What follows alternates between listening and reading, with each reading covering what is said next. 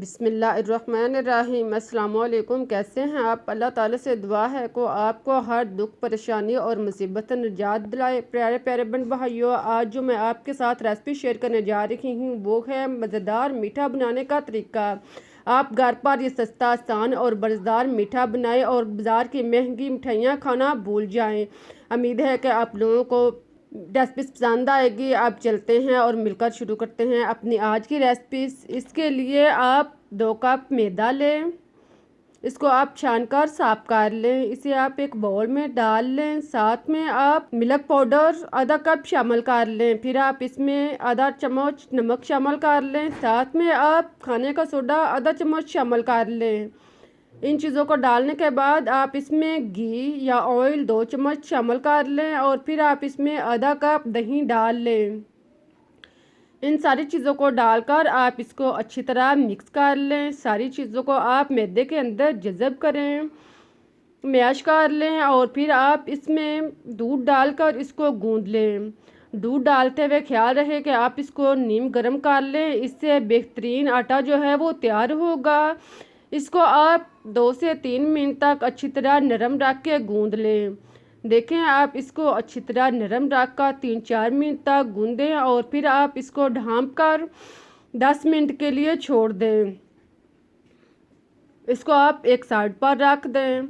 10 minute के बाद आप दोबारा से आटे को 1 से 2 दफ़ा गूंदें और फिर आप इसका बड़ा सा पेड़ा बना लें। आप चाहे तो अपनी आसानी के लिए इसके 2 पेड़े भी बना सकते हैं और चाहे तो एक पेड़ा बड़ा सा बनाकर इसको बेल सकते हैं। अगर आप काम जल्दी ख़त्म करना चाहते हैं तो आप एक ही पेड़ा बनाकर इसको बेल लें।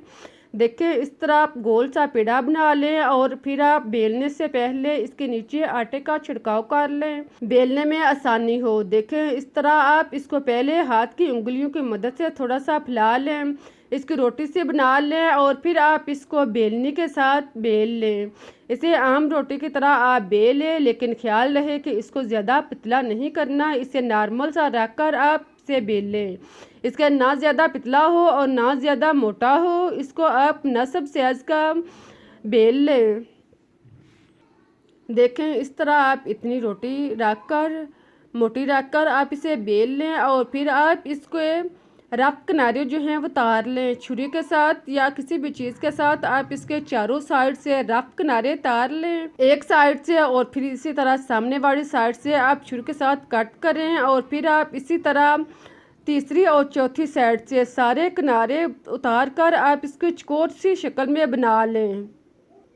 देखें, इस तरह रोटी के पीस चौकोर बनाने के बाद अब आप इसको एक साइड से लंबाई में काटते जाएं। आप इसे 1 से 1.5 इंच के फासले पर काट लें।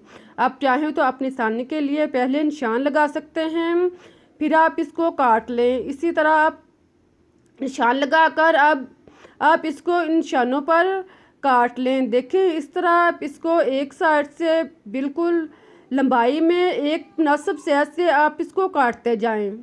एक साइड से आप काटने के बाद अब आप इसी तरह दूसरी साइड से भी इसी तरह आप रख कर लंबाई में काटते जाएं। इस तरह आप चौकोर की शक्ल में हमारे पास एक स्नैक्स सा तैयार हो जाएगा। देखें, इस तरह आप टुकड़े को उठाकर, स्नैक्स को उठाकर आप इसे हाथ की उंगली की मदद से या छुरी के साथ किसी भी चीज़ के साथ आप इसके किनारों को सेट कर लें।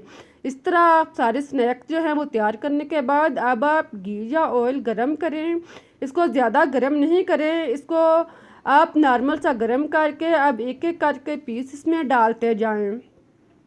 बर्तन के रिक्वायर के मुताबिक आप इसमें पीस डाल लें और इसको अच्छी तरह फ्राई कर लें। इसको आप नॉर्मल आंच पर या आप हाई लो आंच पर फ्राई करें। इसको आप तेज़ आंच पे फ्राई नहीं करें। इसको जैसे जैसे आप इसे फ्राई करते जाएंगे तो ये ऊपर उठते जाएंगे। देखें, आप देख रहे हैं कि स्नैक्स जो हैं जैसे जैसे घी गर्म होता जा रहा है ये फूलते जा रहे हैं।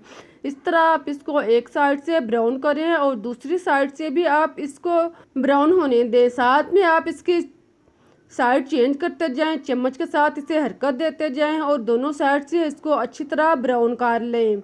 लेकिन ख्याल रहे कि इसको आप नॉर्मल आंच पे ब्राउन करें, तेज़ आंच पे हरगिज़ नहीं करें, वरना ये अंदर से कच्चे रहेंगे और मीठा हमारा जो है वो बेहतरीन तैयार नहीं होगा।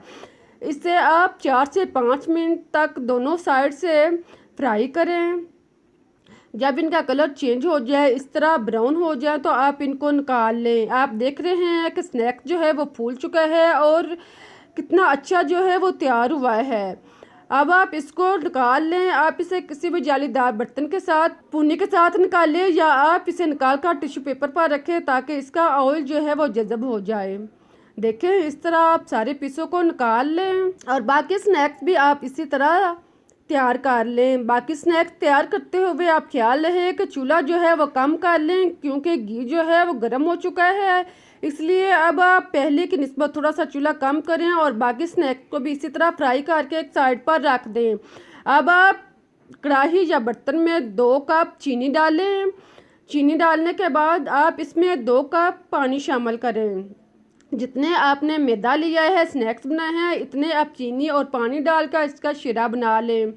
इन दोनों चीज़ों को आप मिक्स करके चम्मच के साथ मिक्स करें और इसे नरम होने दें। चीनी को आप अच्छी तरह पिघलने दें और इसका शीरा सा तैयार कर लें। जब चीनी अच्छी तरह पिघल जाए और पानी बॉयल होना शुरू हो जाए, तो आप इसमें सब्ज़ इलायची 3 से 4 अदद शामिल करें।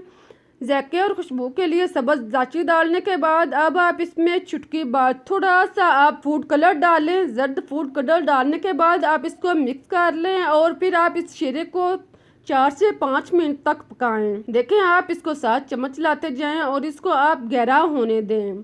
आप इसे चेक कर लें, जब ये लेसदार बन जाए, शीरा जो है वो गहरा हो जाए, हाथ के साथ चिपकना शुरू हो जाए, तो समझ लें कि शीरा जो है वो तैयार हो चुका है।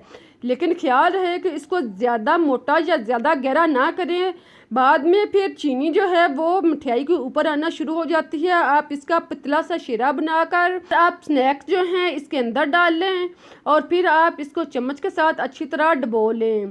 देखें, इसको आप शीरे के अंदर खूब अच्छी तरह डबोएं, इसके दोनों साइडों से इसे अच्छी तरह डबोएं, साथ में चम्मच के साथ इसे हरकत देते जाएं और चूल्हा जो है इस दौरान बंद कर दें।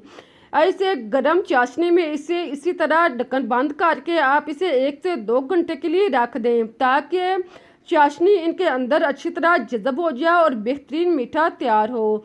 आप देख रहे हैं कि अब स्नैक्स जो हैं वो चाशनी इनके अंदर जज़ब हो चुकी है, ये नरम हो चुके हैं।